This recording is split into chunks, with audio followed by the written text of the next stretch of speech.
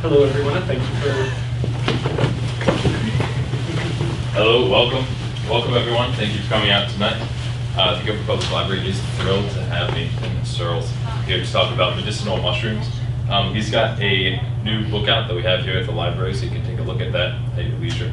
And you have a few copies here with you tonight, so you can take a look at that afterwards. I'm excited to hear about the medicinal uses of mushrooms. Nathan is a master herbalist, and he does a lot of foraging and experimentation on his own. So I'm excited to hear about that process, maybe learn some tips and tricks for people who are interested in doing some work themselves. So thank you very much, Nathan. Thank you guys for coming out. So first off, I just want to put this out there. I personally prefer when I'm teaching a class for it to be a little bit more interactive. So if at any point you have questions, comments, experiences that you want to share and just kind of want to be a part of this, I really appreciate it. And just kind of that way it allows you guys to also help guide where this class is going, because there's a lot of information for me to throw out in an hour, which isn't very much time considering the information that's there. So to begin with, I'm Nathan Searles. I began with my interest in herbs and herbalism roughly around 2007, 2008, give or take. And in 2011, I received my certification as a master herbalist through the Global College of Natural Medicine. In 2013, however, is when I really started delving really deep into my research and just exploring the realm of medicinal mushrooms. I had dabbled a bit before, kind of touching on little bits here and there, but never really fully delved too deep up until 2013, when after being exposed to artist conch mushroom Ganoderma Applanatum by a teacher. I had stumbled across it in the woods and I brought it home. I really didn't know exactly what to expect from it medicinally. So I, unlike all of my other herbal studies, just kind of decided that I wanted to get that experience first before I started researching it. Previously, I'd always researched things first, and then I started experimenting and using it. I wanted to do things a little bit backwards, and the results that I noticed in my personal experience were very interesting. So when I started cross-referencing that with the research that had been done, and I was referencing direct studies, unfortunately most of them are animal studies, no human clinical studies, but it gives a lot of solid information to back up a lot of the traditional uses as well. And I was able to kind of match up a lot of my experiences with that clinical information. So it just opened me up to the whole world of medicinal mushrooms, and I started just kind of delving deeper into a lot of the various species. Many of these mushrooms here, so like we have the artist conch, which I'm sure many of you have seen these growing on the trees all over the place. You have quite a few of them? Because what I do is basically the same thing. I wood burn into them. Oh, yep. And make projects out and stuff, but yeah. Yeah, and that's actually where it gets the name artist conch mushroom, is because people use it for pieces of art. When they're fresh, it's actually very tender on the underside. And so you can see right here all of my little fingerprints. I have noticed that I'm touching mine. It'll make a little spot. It bruises almost immediately if you touch it. Now, how long does something like that take to get that big? How long would it have to grow? This one? Yeah. Here's the really cool thing about artist conch. It's just like counting the rings on a tree. Okay. Each year, it puts out one porous layer. Actually, yeah, I can pass this one around. So each year it puts out one porous layer. So each of those layers there is how old it is. This one there is about 2 years old.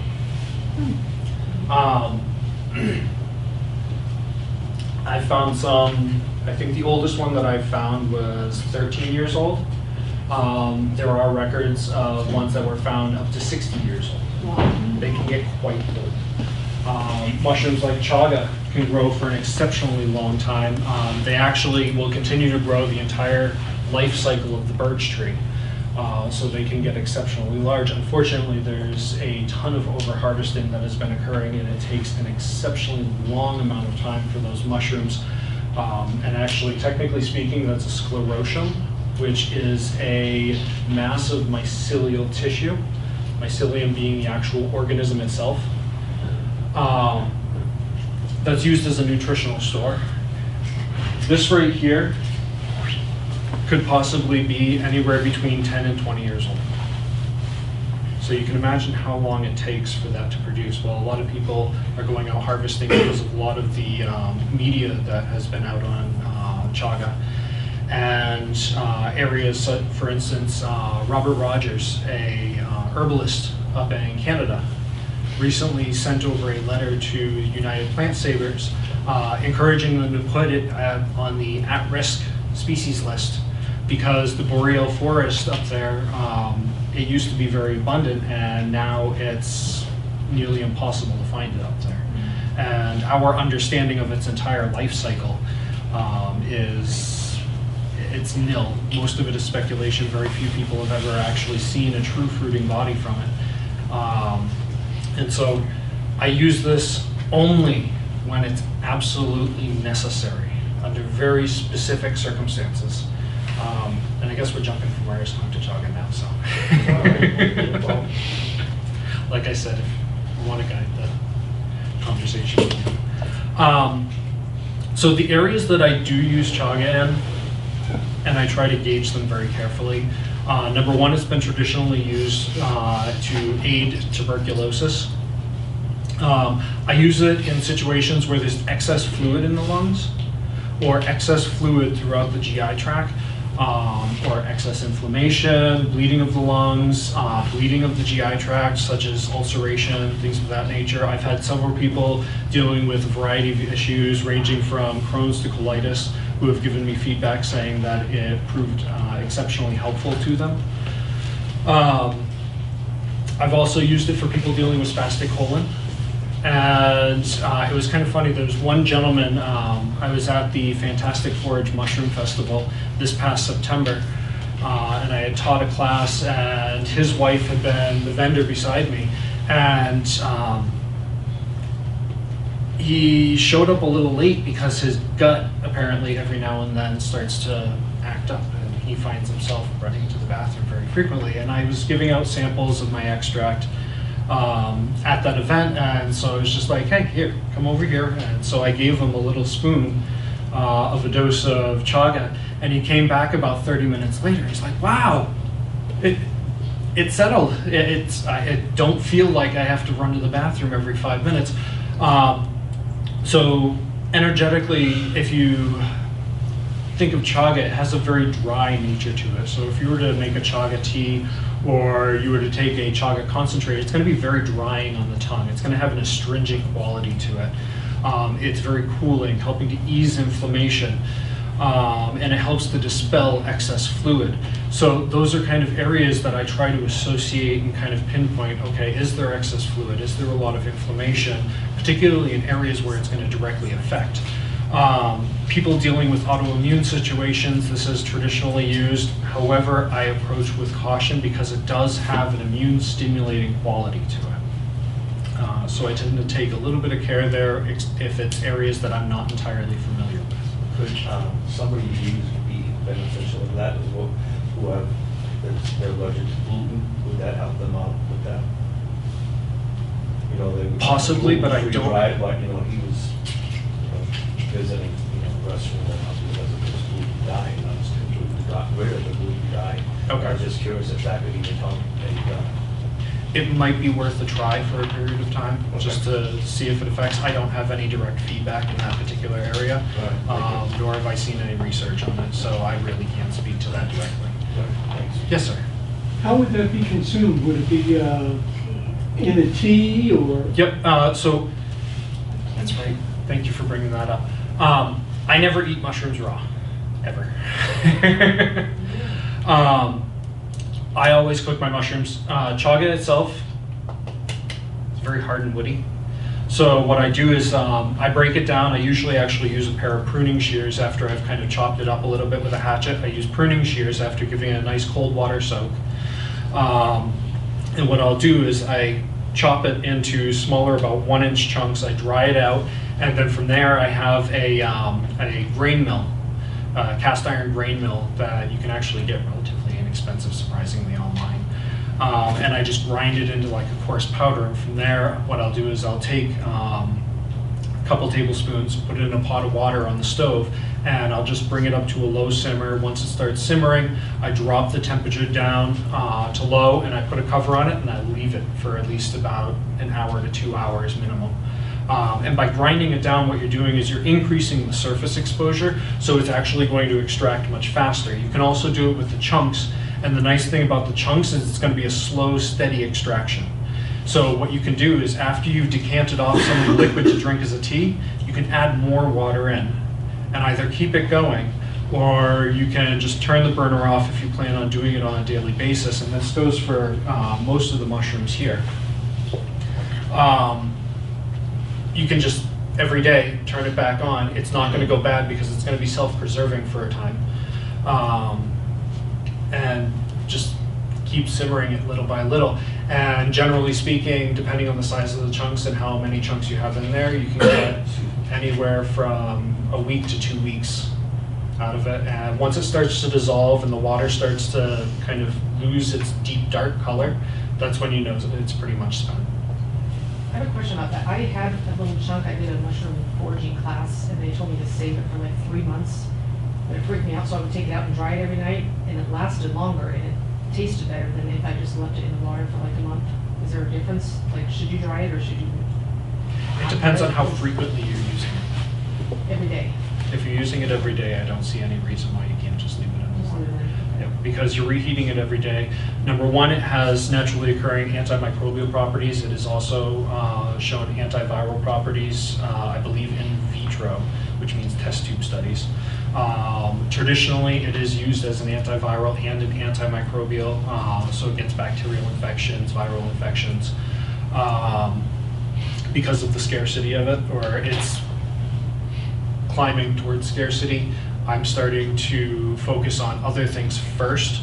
So like for instance, bacterial or viral infection, I'd be more inclined to use artist conch first, because artist conch has shown to have a very strong antiviral component to it. And actually the really cool thing about artist conch is it's not a direct antiviral component. It does have some elements that impact the virus, kind of slowing it down a bit. But the really cool part is it actually works directly on the body's natural antiviral components, that being the production of interferon from the spleen, stimulating the body's natural interferon production, which inhibits the virus and its activity. As far as bacterial infections, it has been studied for, let's see, staph, strep,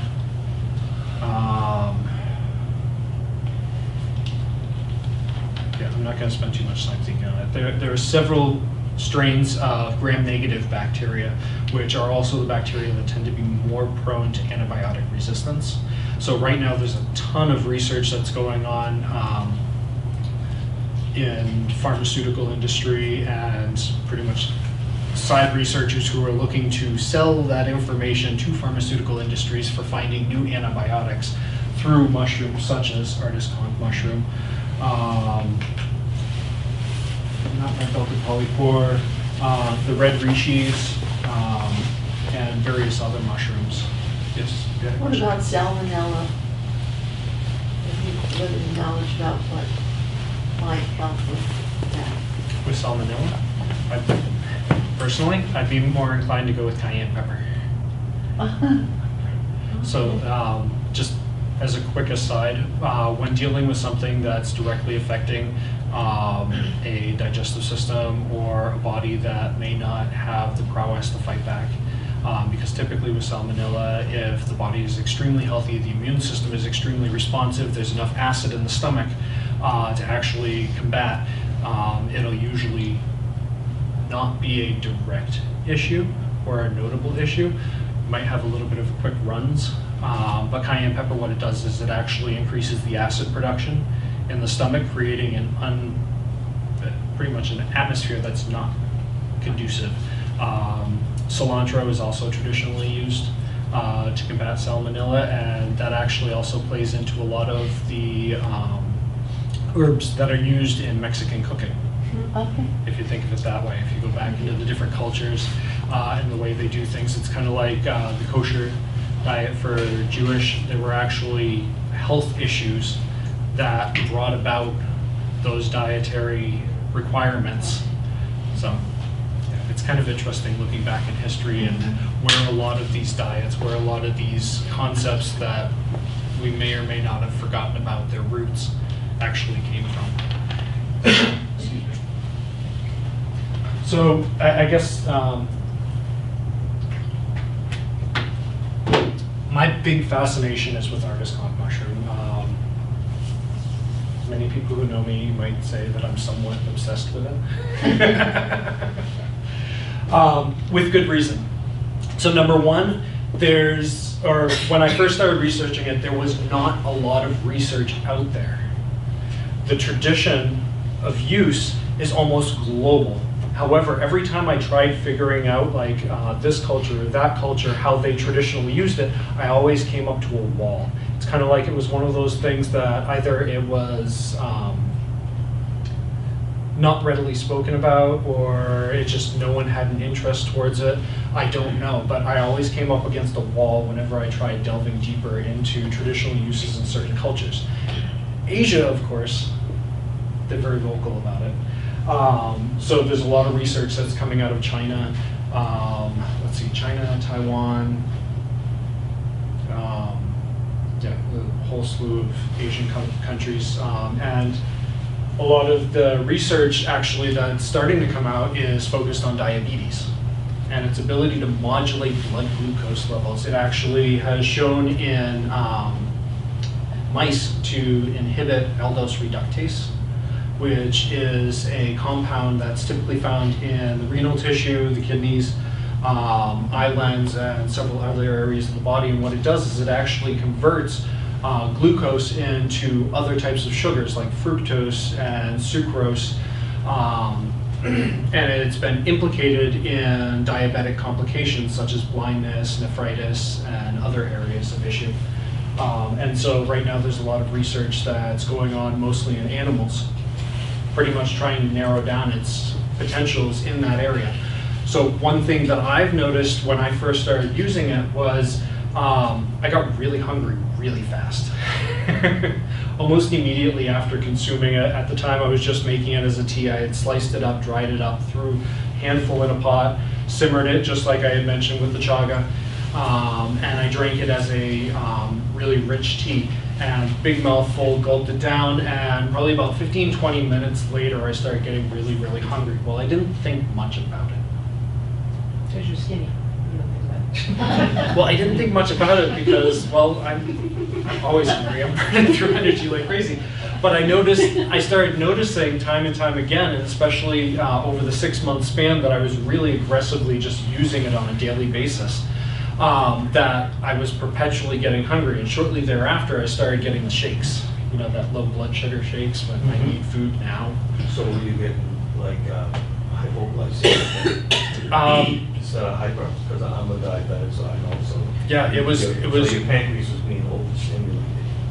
Basically, is what happened. So actually, I had my insulin levels checked, and even after consuming food, it's low. So yeah, so it's probably like in 70s, 60s, 70s. Yeah. However, for those who are dealing with type 2 diabetes, I've gotten feedback saying that it actually helped to stabilize their blood sugar. I do encourage caution and regular monitoring, and also talking with your doctor. How about type 1, like myself? Would that help benefit that a little bit? I don't have any experience in that area either, unfortunately. And I would be a little bit more cautious because if I'm not mistaken with type 1, it's more of an insulin production issue. Yes. Yep. So I would be a little bit more cautious in that area because it may actually drop the blood sugar way too low. Okay. So, Thank you. yeah. Can I just ask a general? Yeah. Are all the medicinal mushrooms these hard, woody mushrooms as opposed to the soft? So oyster mushrooms are medicinal. They actually contain a naturally occurring nystatin. which is very similar to your typical statin drugs. And they're also considered to be supportive to the liver. So for cholesterol, that would be indicative? Cholesterol modulation, yep, helping to kind of balance that out. And it has been... It doesn't hurt your liver like the cholesterol drugs do. Well, it would help your liver deal with the cholesterol too. If it's going to boost your liver activity, it's going to help you deal Exactly. with excess cholesterol there. And that's another thing that the Ganodermas have to offer as well, is they also help to modulate the way the liver is functioning, and in some cases actually stimulating hepatic function, whether it be bile flow or enzyme production, and it actually helping to protect the liver. I'm sorry, I'm getting way off that question. I'll jump back to that in a second. So chicken of the woods, bright orange and yellow mushroom, has shown to actually be protective against radiation. And I even heard from in a lecture that was presented by Robert Rogers, of whom I highly recommend, if you are interested in medicinal mushrooms, look up his book, The Fungal Pharmacy. It's an excellent book. So many mushrooms in there with so much information. But he also mentioned that he had heard if you were to consume chicken of the woods and then go ahead and x-ray done, the x-ray would not come out. I don't know the truth of that, but it's kind of one of those interesting fun facts. Let's see, puffballs, as we were talking about earlier before we started. Puffballs were one of the first mushrooms that were studied for cancer treatment. And they did actually show promise. I have not looked too deep into what that study was, so I can't speak deeper into that one. Let's see, hen of the woods has been traditionally used for bladder cancers. It also helps to modulate blood sugar levels. I don't have any direct experience with hen of the woods or feedback from anybody with hen of the woods actually modulating blood sugar levels, so if anybody does, okay, we'll continue. I'm looking for like victims, No. or like potential like clients that would like experiment. No, I'm looking for feedback. Oh. Honestly, I thrive on feedback. The more I can't experience every single possible illness there is to experience, at least I hope not. So therefore, I can't get the experience myself. So the more people I can interact with, the more people who have had experience that I can learn from, the more I can turn around and express that, especially if I can get feedback from several people expressing the same thing over and over again, such as with the type 2 diabetes helping to modulate the blood sugar. I've had several individuals who told me that the artist conk did have a notable effect in helping to kind of balance things out. So they kind of were a little bit more stable. Now, the artist conk, what kind of particular tree does it actually grow on? Does it matter? Or is there a certain species of trees, you know, like maple, oak, or? It's not particularly picky. It prefers hardwoods. Occasionally, I've heard that it will grow on conifers. However, I've never found it on conifers. That's why I asked, because most of the time I found it on like oaks or maples and stuff like that. If you can find it on a birch, I'll harvest it off of just about any tree. One really cool thing about mushrooms is, number one, they are not plants. They are actually of the fungi kingdom. Number two, they have shown to be a rough 50% genetic similarity to that of animals, whereas plants are roughly about 10%, give or take. And it is believed that by some scientists that we actually, as the animal kingdom, split off from the fungi kingdom roughly about 1 to 1.5 billion years ago, when we began to form an internal digestive system. Whereas fungus, the mycelium, which is the actual organism which lives within the substrate, whether it be a log, soil, root system, blade of grass, it's essentially this microscopic thin thread of tissue that will grow through an organism. And the fruiting body is what we recognize as the mushroom.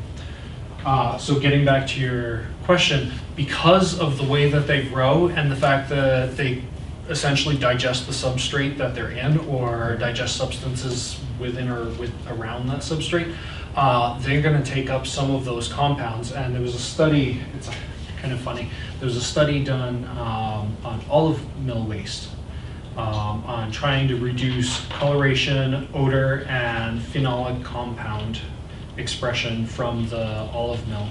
And it showed that it had a very high rate of not only reducing the odor and discoloration of the water from the olive mill runoff, but it also showed very high intake of polyphenols. Betulinic acid, one of the components that is highly recognized within chaga, is a polyphenol. So it strongly suggests that artist conch growing on a birch tree may possibly have a decent content of betulinic acid as well. So that's another thing that I also consider when I'm out foraging, is I carefully consider where I am harvesting from. I don't harvest by the road. I avoid anywhere that is runoff from an industrial area. I don't harvest around power lines or those big clear-cut areas where they just have that big power reservoir running through. And I try to carefully consider essentially the quality of the mushrooms I'm harvesting. If it doesn't look healthy, maybe best to leave it be.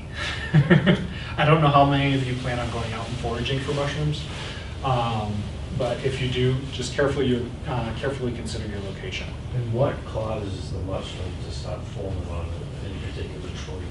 Is there some damage to the tree that it starts attaching itself to? Is that what makes it form? So, I'm going to need to take a step back. So like I mentioned, the mycelium, that thin thread of tissue, it's actually a microscopically thin thread of tissue. However, it grows very rapidly and it clumps. You can see mycelial tissue beginning to form there. It's that white lace tissue. I've seen that on some of my specimens I have downstairs. Yep. So like if you were to cut a log in half, or actually no, better yet, that's a completely different topic. If you were to roll a log over that and it's sitting there for a while and you see that white lace underneath, that's the mycelium. That's the actual organism itself. It's the digestive system, it's the immune system, it's the sensory organs. That is the whole of the being. This here, I love sharing this bit of information. This is the reproductive organ. Yeah. Now the specimens that I have, they've been in my basement for 2 or 3 years. Are they still very good? Could I still use them in a tea? Do they? Let's discuss that afterwards, Okay. because it would depend on the conditions of your basement, whether they're contained, what kind of mushrooms they are. Some of them are going to hold up a little bit better under certain circumstances than others. Like most of these, I can just leave them out. In fact, I do just leave them out after I dried them thoroughly, and they've been just fine. I've never had any issues with any of my display mushrooms spoiling because I left them out after I dried them. Right. Okay. Best time of year to harvest?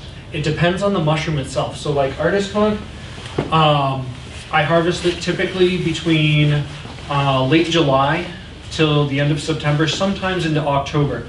And it's mostly trying to identify when it is at its most active.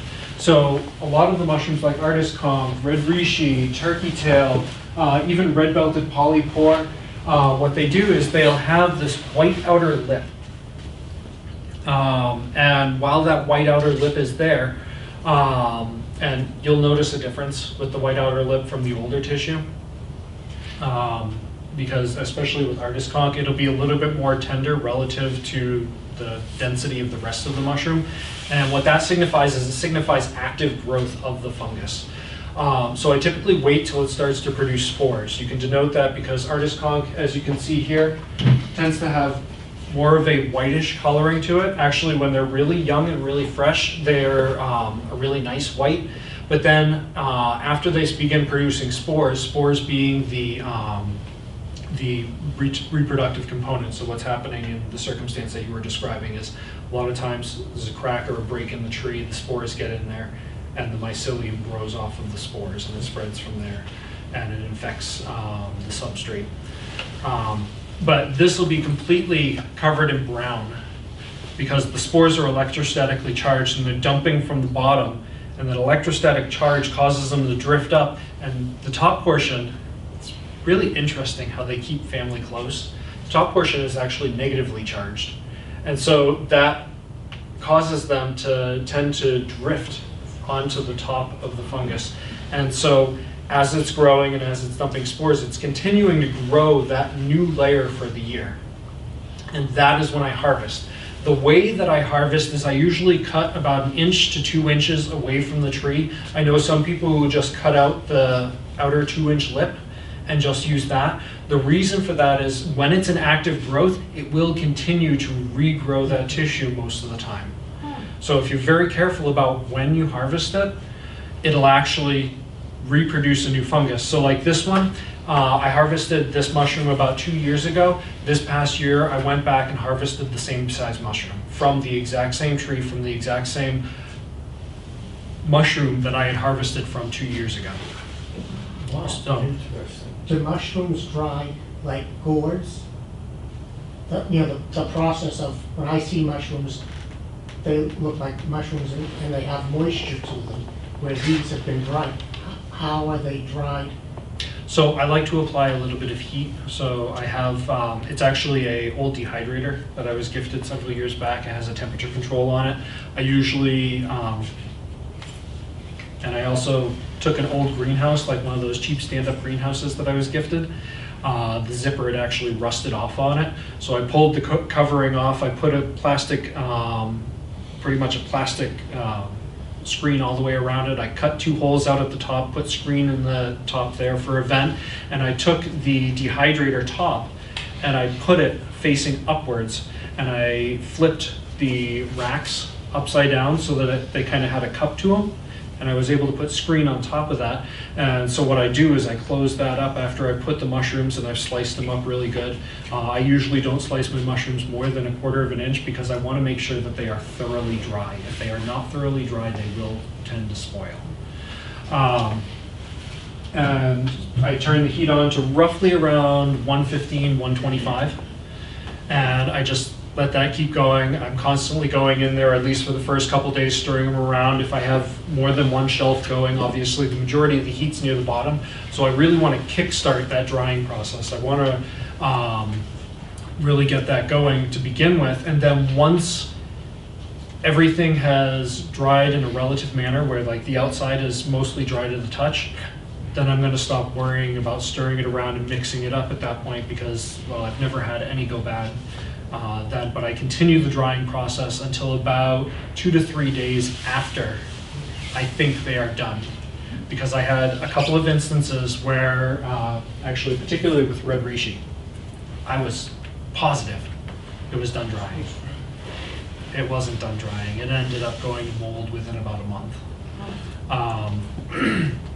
And mushrooms like red reishi, oyster mushrooms, a lot of your more fleshy mushrooms are going to be more prone to spoiling. With artist conch, it's really fascinating because if I don't put the temperature on just right, or there's too much humidity being trapped, it'll actually start to produce what's known as aerial mycelium. The tissue that I've sliced up, it's actually still alive, and it's reaching out trying to find a substrate to grab onto and continue its life cycle and continue growing. And that's actually one way that people culture mushrooms. Is what they'll do is they'll take an agar plate, using agar as a food source, after sterilizing it, and they'll actually take a sterile razor and they'll slice a piece of the inner tissue, and they'll very carefully place that in the agar plate and quickly close it up, because you don't want any other spores or other fungus to get in there and contaminate your plate. They'll close it up, and that'll essentially produce the aerial mycelium, and it'll just feed off of the agar and grow through that and produce a whole new mycelial web, which is an exact clone of the mushroom that it came from originally. Thank you. You're welcome. The agar plate, you mean seaweed? Mm-hmm. Okay. Yep. And the chaga, is that on the birch tree? Specifically on birch. Well, Okay. actually, no, not specifically on birch. More often than not, it's on birch. Very rarely it can be found on other trees. There's one in particular, but off the top of my head, I can't remember what it was. And I have backing up a little to the liver discussion, Yeah. so, would that be helpful for people that abuse Tylenol? Either the oyster mushroom? So I would be more inclined to use reishi in that case. However, I'll throw this out there. With reishi or any of the Ganodermas, Ganoderma being essentially the reishi family. So artist conch here is a Ganoderma. It's referred to loosely as the Ancient Reishi. Then you have red reishi. You also have Ganoderma Lucidum, which is the Chinese red reishi, or the Asian red reishi, I should say. Although technically it does, or it's said to grow around here, but it's very rare to find it. Are turkey tails reishi? No, turkey tail is not a reishi. It's a Termites. So any of those, they all have research on them showing that they are very supportive and protective to the liver. Ganoderma lucidum, the Asian reishi, actually is the only one that I know of that actually has human clinical trials on it.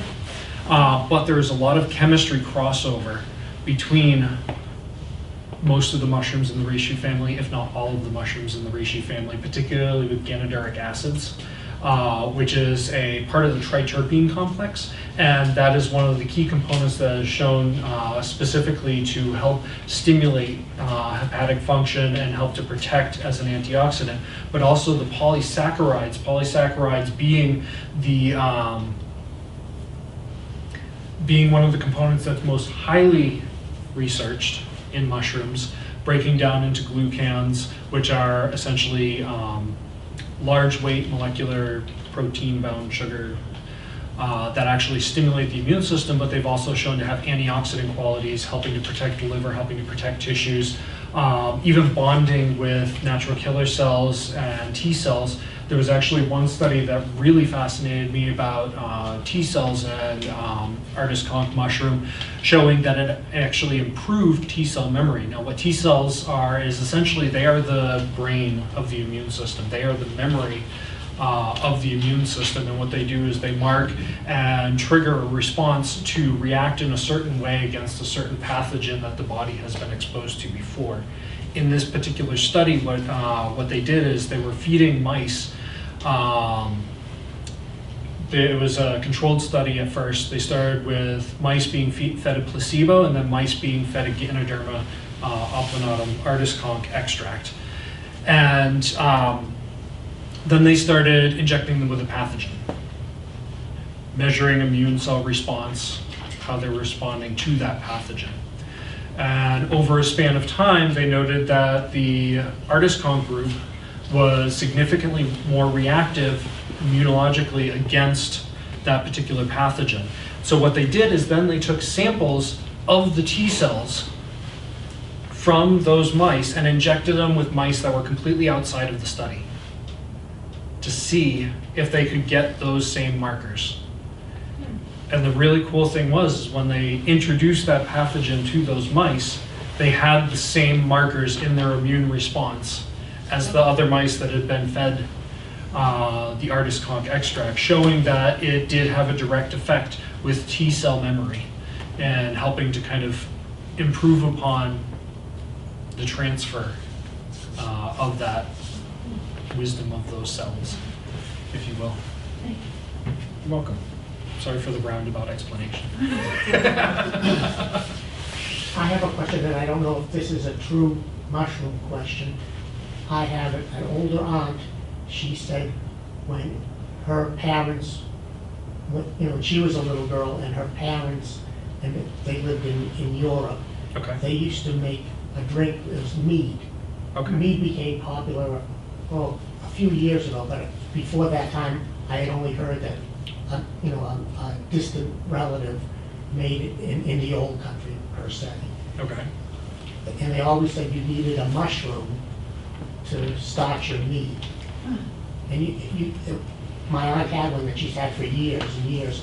She'd take this mushroom, it was called a mushroom, put it in water or liquid, and you let it sit for a couple of days and then put it in the refrigerator, and she drank it.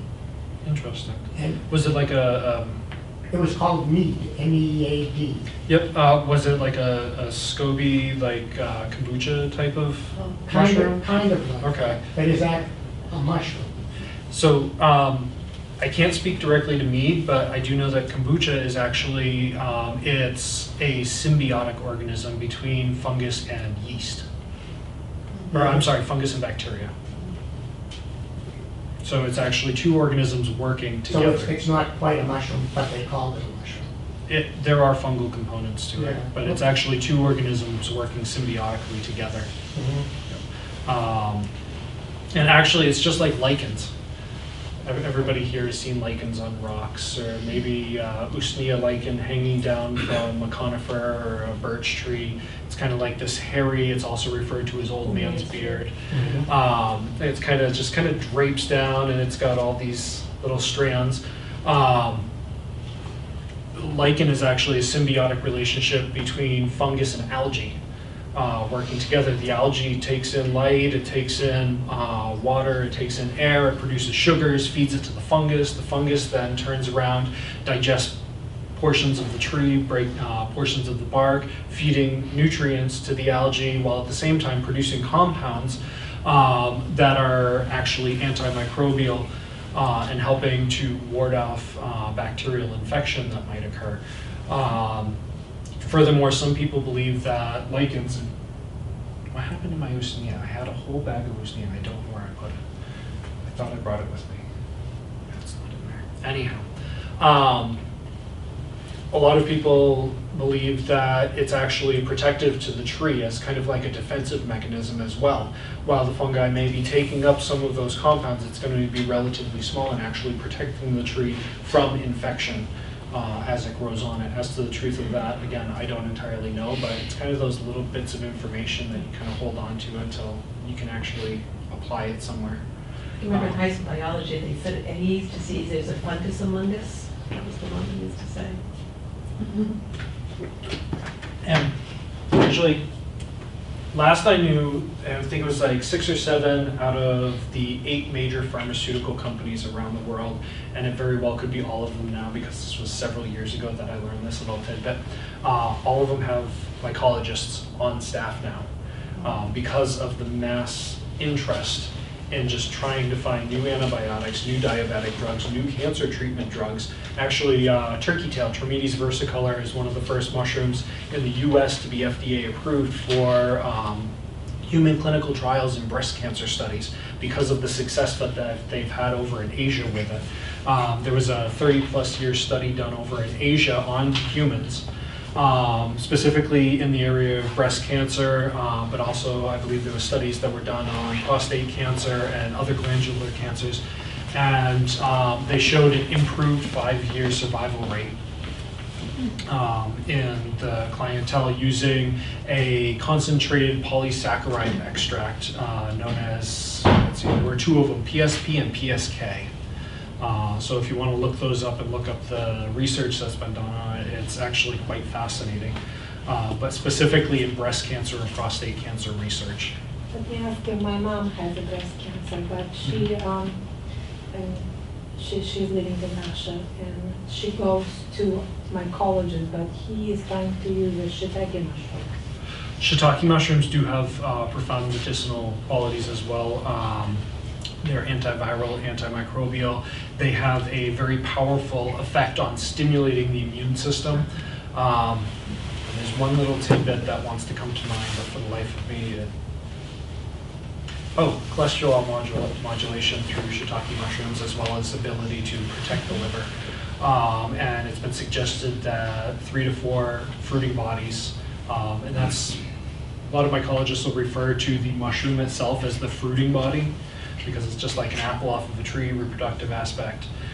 So 3 to 4 fruiting bodies several times a week, similar with oyster mushrooms, would be significant enough to have a decent effect. And I got that from a lecture that I listened to from Christopher Hobbs, who is another author and researcher that I would highly encourage anybody who's interested in medicinal mushrooms to look into. Anybody here have allergies? pollen allergies, pet allergies, Yep. cut grass allergies, Mold. mold allergies. Yep. Work. I'm only kidding. I can't help you with that one. The Ganoderma family is exceptionally helpful in that area. There was a animal study that showed Ganoderma sugae referring to Suga canadensis, which is eastern hemlock trees, which grow unbound around here. And that is in reference to the fact that this species particularly loves hemlock trees. The animal study showed that it had profound effect in dealing with allergy-induced asthma. So anytime someone comes to me and says, I have a lot of respiratory-associated allergies, I've had very good luck with this species in particular, Ganoderma lucidum. And by the way, Ganoderma lucidum, the Asian species of reishi, is the one that you're more often than not going to find in natural food stores or commercially marketed. You're not going to find Ganoderma sugae unless you go to like an Asian market. You're not going to find artist conch mushroom unless you go to like an Asian market, or perhaps even over in Asia, or talk to someone like me. What is the closest Asian market to us? I honestly couldn't tell you. Yeah, okay. I don't know. What about depression and anxiety or mood disorders? So, a lot of you are probably starting to catch on that I tend to lead an awful lot on the Ganoderma family. The red reishi in particular, for anxiety, especially associated with the heart. The reishi family has compounds that, at least 8 different compounds that have been identified that are directly ACE inhibiting in varying degrees. And in traditional Chinese medicine, the red reishi is traditionally used to help strengthen and tonify the heart. I have used red reishi, whether it be Ganoderma sugae or Ganoderma lucidum, in situations where there was a lot of anxiety and tension that either was elevating the heart rate, or after the anxiety passed, sudden chest pains. Not heart attack, but just like a stabbing pain in the heart. And what I believe that is essentially is that fight or flight, all of those compounds, after all of the blood vessels have been constricted because you're getting ready to run and you don't want to bleed out, because that's what you do when your paycheck comes in and realize you can't pay a bill. And then finally you relax and let go, and all of a sudden all of those components are just rushing to the heart. And this is just my belief based on my experience in these specific circumstances. I have yet to actually confirm this little bit, but it seems, it makes sense in my mind. All of a sudden it gets to the heart and it's like a stabbing pain in the heart, just kind of like after having an anxiety attack. I don't know if anybody here has experienced it. I've only come across a few people, myself included, who have experienced it. And I found red reishi to be exceptionally helpful, especially in combination with herbs like motherwort. Holy basil can be very helpful. It helps to essentially calm the cortisol levels, bring the body down a few notches. A lot of it can be somewhat sedative, but realistically it is something that can be used, either the reishis or holy basil, on a regular basis as a tonic to help essentially balance out the way you deal with stress. One cool thing about the reishi family is they are adaptogens. What an adaptogen is it's a compound that has been recognized, number one, to be safe in regular doses. Number two, has a direct effect on the adrenal pituitary axis. So the way the endocrine system, the chemical communication system of the body, is reacting. So it has a direct impact on those signalings and the way certain components are being produced. Number three. Has to have some effect on helping the body, or notable effect in helping the body deal with chemical exposure. And what was number 4? Oh, physical stress, helping with endurance. And this was all, this whole premise was actually founded during the Cold War, while Russian scientists were trying to make super soldiers.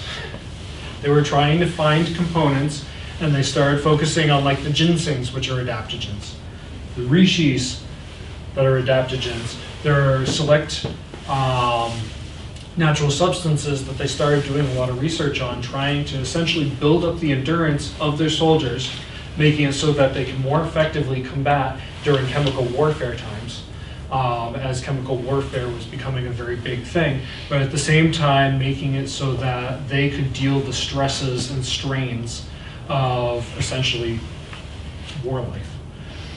Unfortunately, a lot of the herbs that came out to be positive for the criteria, and it was a much stricter criteria than I'm explaining here. I'm just giving you the gist of it. A lot of them were Asian herbs. Well, Russia and Asia at the time were essentially at odds, pretty much at the cusp of war. And so they tried to stick with what they knew, or what they had available to them that wasn't coming from a country that they really didn't have friendly ties with at the time. Yes? If you, do mushrooms, different mushrooms get along together? If you made a tea or a broth and you used different mushrooms, So ecologically, no, they don't get along. They're very territorial. no, But I mean, as far as if you combining them in a if you tea, consume them, yep.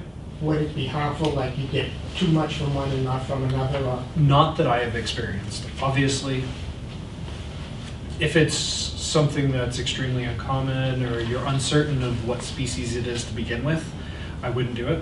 But I've never come across an issue with combining different mushrooms. In fact, I've found in certain circumstances, combining different mushrooms can have a very profound effect. So for instance, turkey tail mushroom, this tiny little mushroom, very rich in beta-glucans, has a very profound effect in a very broad range of ways on the immune system and the way the immune system works, from natural killer cells, splenocytes, T-cell reactivity, liver function. Essentially, it's feeding the immune system and has a very profound impact, but also its effects on the liver and the way that the liver processes things has shown to actually slow the elimination time of antibiotics. Well, where do we get most of our modern antibiotics from? Or where did they originally come from? Mushrooms. Fungus in particular. Actually, it started off with the green mold. Penicillin, exactly. So, because of that, again, theoretically speaking, although in my mind it all makes sense, you could actually use mushrooms such as artist conch, such as birch polypore, which is actually a very nice antibiotic mushroom, has antimicrobial properties, antiviral, but it also stimulates the immune system. And actually, if you slice, when it's in the process of producing its porous layer on the bottom, you can tell because it'll be kind of smooth, it won't be as rough as this, it won't be toothy. You can actually, if you cut yourself and you're out in the woods and you find one of these, you can actually slice across it. You're gonna have to find one wide enough to fit around your finger or arm or wherever it's going. But you can actually wrap it, peel off that layer of tissue, because the porous layer just kind of peel right off if you can get a grip on it. And then you can wrap it around, it'll still fit here, but it also has its natural antimicrobial properties that'll help protect the wound from becoming infected. Actually, puffball spores have been traditionally used to staunch bleeding. So like if you find puffballs and as kids we all just kind of dance around on them, puffing up the smoke. Well, those spores have been packed into wounds to staunch bleeding, but also to help impede upon the progression or potential of infection in those wounds. So I like to combine turkey tail mushroom with artist conch and birch polypore to essentially enhance the potential of that antibiotic reaction when I'm dealing with an infection. I found it to be exceptionally helpful. The trick is with mushrooms, a lot of the research is showing that they are very dose dependent. So like for instance, turkey tail mushroom